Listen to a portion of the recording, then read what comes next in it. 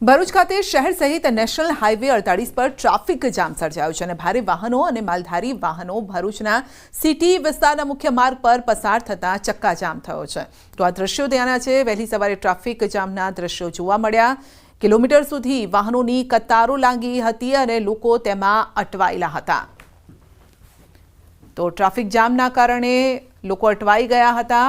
અનેક લોકો જેમાં વૃદ્ધો પણ હતા, ઘણા લોકોને મેડિકલ ઇમરજન્સી પણ હશે તેવા લોકો પણ આ ટ્રાફિક જામમાં અટવાઈ ગયા હતા। જો કે સ્થાનિક કેટલાક લોકો આવ્યા અને તેઓએ રસ્તો ખુલ્લો કરવાનો પ્રયત્ન કર્યો હતો, કારણ કે જ્યારે ટ્રાફિક જામ થતો હોય છે ત્યારે દરેકની જ સમસ્યા હોય છે કે મારે વહેલા જવું છે અને તેવામાં ટ્રાફિક વધુ તેમાં પ્રોબ્લેમ થતો હોય છે। આવામાં સ્થાનિક લોકો આવ્યા અને ટ્રાફિક હળવો કરાવ્યો। ધોરાજીના મોટા ગુંદાળા ગામમાં તૂટેલા રસ્તા લાંબા સમયથી રિપેર ન થતા ગ્રામજનોમાં રોષ જોવા મળ્યો છે। સરપંચ દ્વારા ગટરનું કામ તો કરવામાં આવ્યું, પરંતુ રસ્તાની મરમ્મત કરવામાં આવી નથી અને મુખ્ય બજારમાં કાંકરા નાખી અને કામ ચલાવાઈ રહ્યું છે, જેના કારણે હાલાકી વધી રહી છે। અનેકવાર રજૂઆત કરવા છતાં પણ કોઈ કાર્યવાહી નથી થઈ અને જેથી ગ્રામજનોએ બેનર સાથે રસ્તા પર ઉતરી અને ઉગ્ર વિરોધ નોંધાવ્યો છે। કચ્છના માંડવીના મોટા લાઈજા ગામે વિચિત્ર અકસ્માતનો વિડીયો વાયરલ થયો છે। કપડાં સુકવવા જતાં એક મહિલાનો પગ સ્લીપ થઈ ગયો અને દિવાલ પર લગાવેલી લોખંડની અણીદાર ગ્રીલનો સળિયો હાથમાં આરપાર નીકળી ગયો। મહિલા ગ્રીલની દિવાલ પાસે બેસી રહ્યા, હાથમાંથી આરપાર ગ્રીલનો સળિયો ઘૂસેલો રહ્યો અને જોકે તાત્કાલિક સ્થળ પર ડોક્ટરને બોલાવવામાં આવ્યા અને ત્યાં ગ્રીલમાંથી તેમનો હાથ બહાર કાઢવામાં આવ્યો હતો। તો મહિલાના હાથમાંથી આરપાર નીકળી ગયો હતો ધારદાર સળિયો। કપડાં સુકવવા જતાં પગ લપસી ગયો અને આ દુર્ઘટના ઘટી હતી। જોકે ડોક્ટરને બોલાવવામાં આવ્યા। બીજી તરફ સુરતમાં પણ આવો જ કિસ્સો સામે આવ્યો। સિવિલ હોસ્પિટલમાં એવા દ્રશ્યો જોવા મળ્યા જેને જોઈને થોડા સમય માટે હાજર લોકો સ્તબ્ધ થઈ ગયા। છાતીમાં ધારદાર કાતર ખૂંપેલી હાલતમાં એક યુવકને સિવિલ હોસ્પિટલ ખસેડાયો। મિત્રો સાથે મસ્તી કરતા યુવકનો પગ સ્લીપ થઈ ગયો, જેના કારણે હાથમાં રહેલી કાતર શરીરમાં ઉતરી ગઈ હતી અને યુવકની છાતીમાં કાતર ઘૂસી ગઈ। ગંભીર હાલતમાં તેને હોસ્પિટલ ખસેડાયો અને આ ઘટનાથી હોસ્પિટલના તબીબો અને સ્ટાફ ચોંકી ગયા। જોકે તબીબોએ તાત્કાલિક અન્ય કોઈ ઈજા ન થાય તે રીતે કાતર બહાર કાઢી।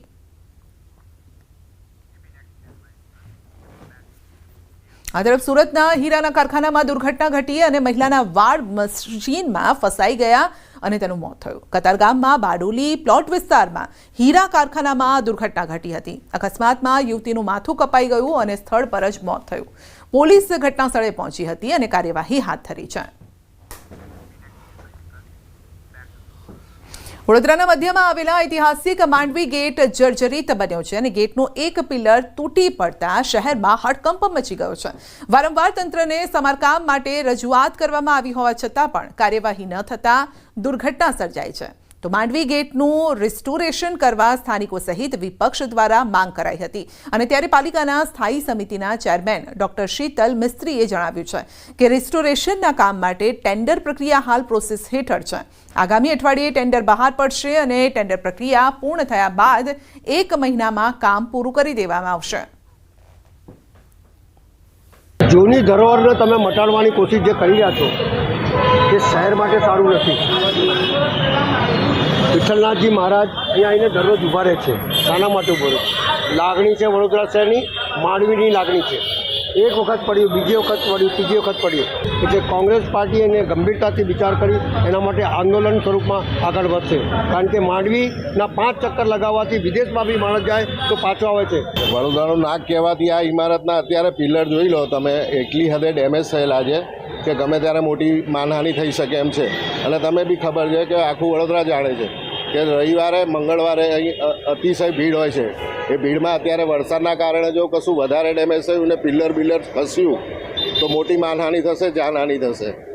એટલે એના પ્રોપર જે વ્યવસ્થિત રીતે કામગીરી કરે છે સચિન પાટડિયા, હું તો નામ સાથે કહું છું, એમને નમ્ર વિનંતી છે કે તમે કોર્પોરેશનને દોડતું કરો।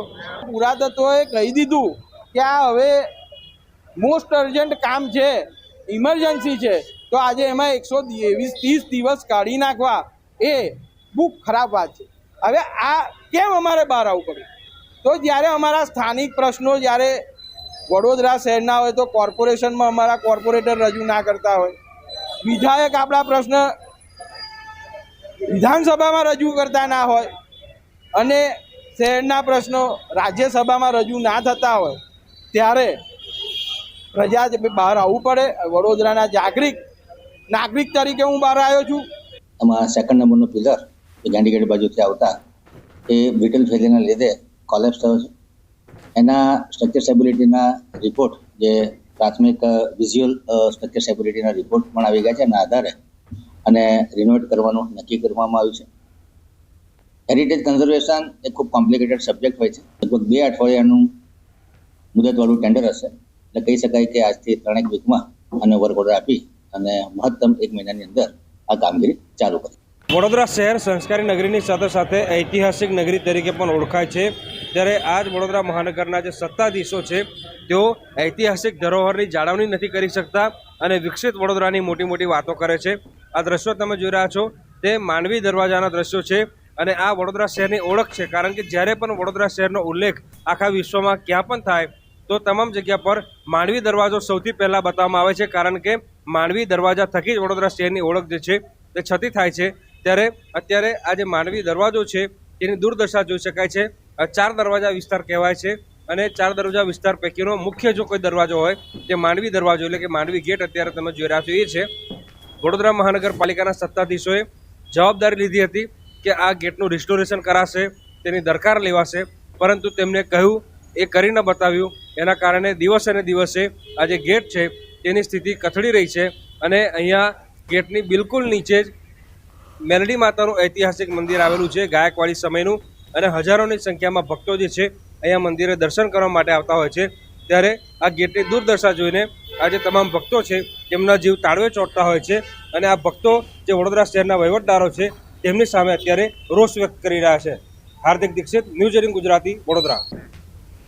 છોટાઉદેપુર જિલ્લાના બોડેલી તાલુકાના અલી ખેરવા જૂથ ગ્રામ પંચાયતના માજી સરપંચને નોટિસ મળી છે. માજી સરપંચ ગ્રામ પંચાયતના સ્વભંડોળની ગ્રાન્ટમાં 20 લાખની ગ્રાન્ટ વાપરીને ખર્ચ કરી નાખ્યો અને તેમાં ગેરરીતિ ઝડપાતા તાલુકા વિકાસ અધિકારીએ નાણાં વસૂલવા માટે નોટિસ પાઠવી.